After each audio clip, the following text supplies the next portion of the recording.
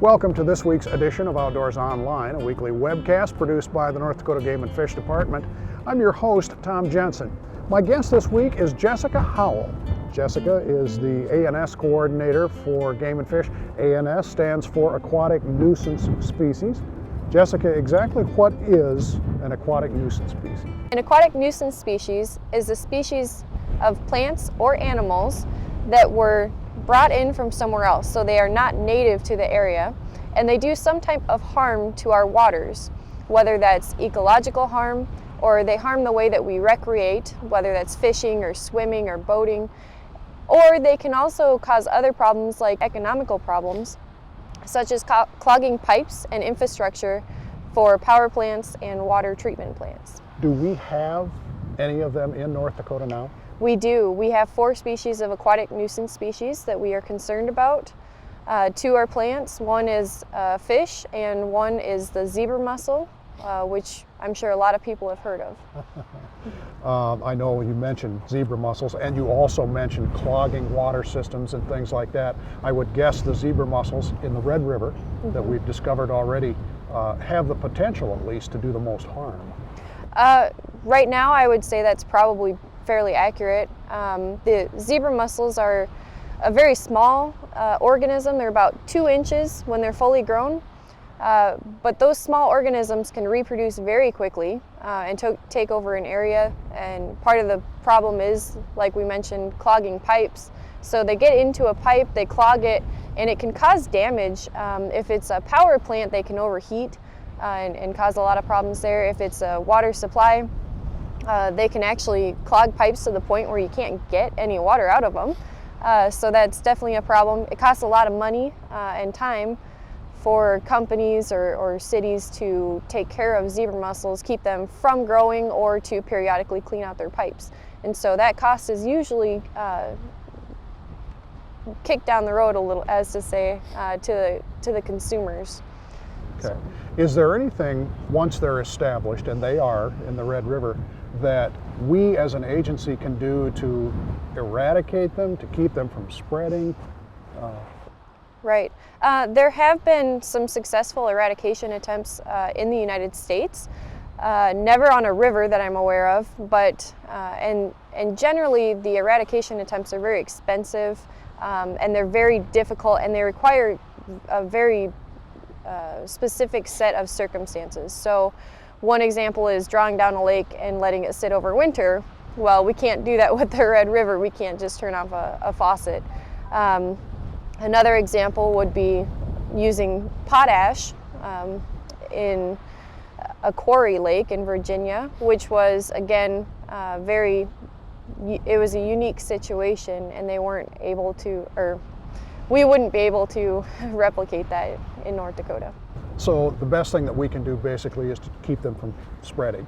That's right. Prevention is the best tool that we have, whether it's preventing them from coming in from other locations into the state, or spreading from the Red River to new locations in North Dakota. We've developed some new laws specifically to keep them from being spread. Can you explain those a little bit? Sure. So for several years we've had certain regulations regarding not bringing in live bait, not bringing in live aquatic vegetation, removing vegetation from boats and trailers and other aquatic equipment that comes out of a lake or stream. But new for this year is when you take your boat out of a lake or a stream, we ask that you pull the drain plug and keep that out while you're transporting it. And it doesn't just apply to drain plugs, it also applies to other devices that might hold back water. So if that's something on your live well or your bait well in your boat as well that allows that water to drain out, it also needs to be open and during transport. This isn't just voluntary either. This is state law. It's mandatory. That's correct. It is state law. And in addition, at the Red River, you're no longer allowed to take bait away in water.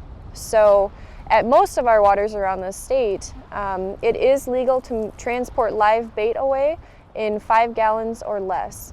However, at the Red River now, we are very concerned about water moving the larval stage of zebra mussels, and so we want to make sure that there's no water being moved from the Red River And so when you're angling on the Red River, we not just ask, but we now say that you have to drain the water and leave it at the Red River, and don't dump your bait into the river, and don't leave it on shore. You'll need to take that away with you and dispose of it somewhere else. Zebra mussels are, of course, the largest threat that we face now. There are others. Yes, there are a lot of different aquatic nuisance species, some of which we have in North Dakota, and a lot more that we don't. And we want to keep those species out. So things like northern snakehead fish, or spiny water flea, or rusty crayfish, they're all moved in different ways. Some are transported as bait, some are transported in water unknowingly, and some are actually, like the northern snakehead, are in a popular aquarium fish that oftentimes get dumped when they get too big. Kind of like, you hear people flushing their goldfish or something like that. And we don't want to see that happen. So we recommend that you always clean, drain, and dry your equipment every time you use it. We also recommend that when you have a pet or a plant in an aquarium that you no longer want to care for, you can no longer care for, that you find somewhere to donate it. A lot of pet shops will take those back, and there's different groups that can do that as well. So not dumping things into the environment, because either they won't survive, a lot of the times they won't survive, and so you're not actually saving them from anything. Or if they do survive, they can start a new population sometimes and cause a lot of problems. So we ask that you don't do that as well. The big key is for people just to be diligent, right? That's right. Kind of use common sense. If it came from the lake, leave it there, and don't bring anything new into it. Kind of like trash. We don't want to see trash brought into our lakes and litter everywhere. So it kind of goes along the same lines there. Jessica, thank you. Yeah, thank you. There will be more deer licenses available this year than last. The department is making 49,000 licenses available in the 2016 lottery, which is an increase of 5,725 licenses. Applications are now available for the lottery. You can apply online by logging onto the Game & Fish website at gf.nd.gov. Follow the links, fill out the application, and pay the fee with a credit card. You can also fill out a paper application and send that in. Those are available at licensed vendors and other sporting goods outlets and should be available around mid-May. Or you can apply over the phone by calling 800-406-6409. The deadline to apply for the lottery is Wednesday, June 1st. The 2016 firearms deer season opens November 4th at noon and continues through November 20th. For Jessica Howell and the rest of the staff here at North Dakota Game & Fish, thanks for joining us for Outdoors Online. We'll see you again next week.